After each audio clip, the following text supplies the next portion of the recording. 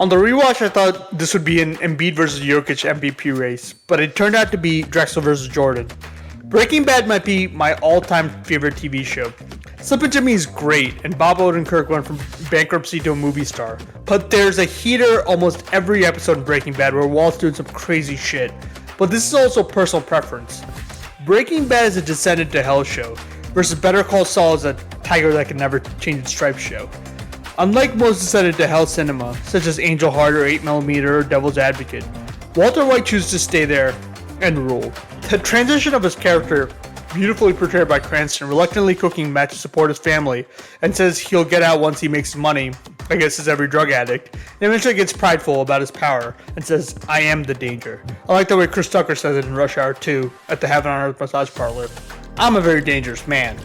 I think Better Call Saul has Ask the Dragon syndrome for me, and my 2026 overstimulated brain is getting blue balls.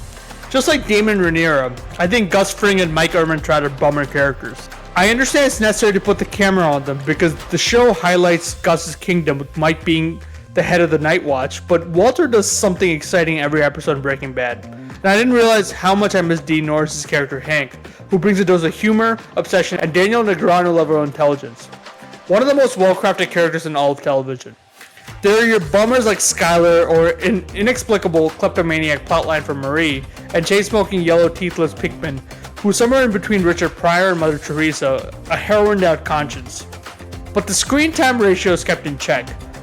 I love me some Michael McKean playing Chuck or Patrick Fabian playing the gullible, unfortunate Howard Hamlin, but so much of their characters is used for a setup so that Jimmy can execute his con or show the damage he's going to cause to every incidental character.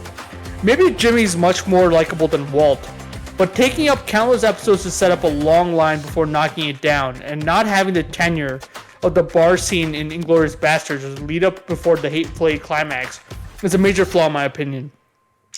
Please don't get me wrong, I love Better Call Saul, and Better Call Saul has some brilliant cons, my favorite including fucking over the asshole stockbroker played by boring Pilsner Teddy from Brooklyn Nine-Nine, making Howard seem like a drug addict, Jimmy trying to get fired from Davis in Maine, changing the address of Mesa Verde branch to fuck with Chuck, Marco and Jimmy tag teaming, and pretty much everything in black and white before he gets caught. Some great characters. Obviously Kim Wexler, played by Rita Seehorn, who is a much better wet blanket than Skylar is. I love seeing half the cast of Scarface, and especially Manny playing Eladio, more Hector Salamanca, Michael Mando playing Nacho, and the charismatic Tony Dalton that eases his menace with a smile. Kerry Condon from Bench of Inisherin or F1 is inexplicably playing an American character.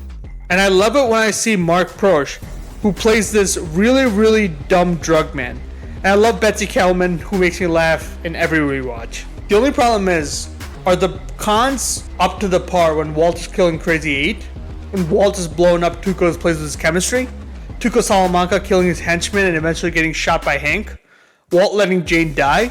The Salamanca twins taking their sweet time trying to execute a Walmart murder of a cop and eventually getting taken down by Hank? Also, I still don't understand the scenes when they were crawling in Mexico. Walt setting a bomb with the crippled Salamanca to blow up Fring? Hank guessing right every single time, which eventually leads to his own demise? I'm never going to read a book again when I take a dump. And then we have Jesse killing Gale. I can keep going with this. No way, man. The bangers in Breaking Bad just have heavy-ass stakes that Better Call Saul doesn't until Lalo enters the picture. Too much German scientists for my taste, and honestly I think they spent more time drinking Hefeweizen, I butchered that, than actually doing work. I'll go one step further. I think Pluribus Season 1 is already better than Better Call Saul, with Rita Seehorn absolutely dealing. Either way, I love Vince Gilligan, man. And you keep doing your thing. Can't wait for Season 2. That's all from me, folks. My name is Neil Shbalaji. Hit your boy up with a like or subscribe. Thanks so much. Bye.